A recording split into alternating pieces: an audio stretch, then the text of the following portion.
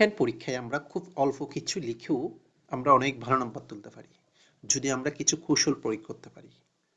যেমন এই সেন্টেন্সের মাধ্যমে আমি এটা বিশ্লেষণ করার চেষ্টা করব। এখানে বলা হচ্ছে, if interest rates are slash to boost investment and decrease unemployment, the ancient ship money will fuel the fire of inflation further. অর্থাৎ এখানে বোঝানো হচ্ছে সুদের হার যদি কমানো হয় তাহলে সুদের হার কমালে বেকারত্ব এবং ইনভেস্টমেন্ট বাড়বে, বেকারত্বের হার কমবে।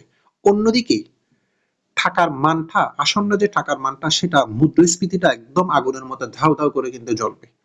এই যে বিষয়টা, সেন্টেন্সটা মানে মুদ্রাস্ফীতি বোঝাতে, এখানে বেকারত্বের হার বোঝাতে, ইনভেস্টমেন্ট বোঝাতে খুব সুন্দর করে বলেছে। এমন ভাবে বলেছে ইনফ্লেশনটা আগুনের সাথে তুলনা করেছে, জ্বালানির সাথে তুলনা করেছে।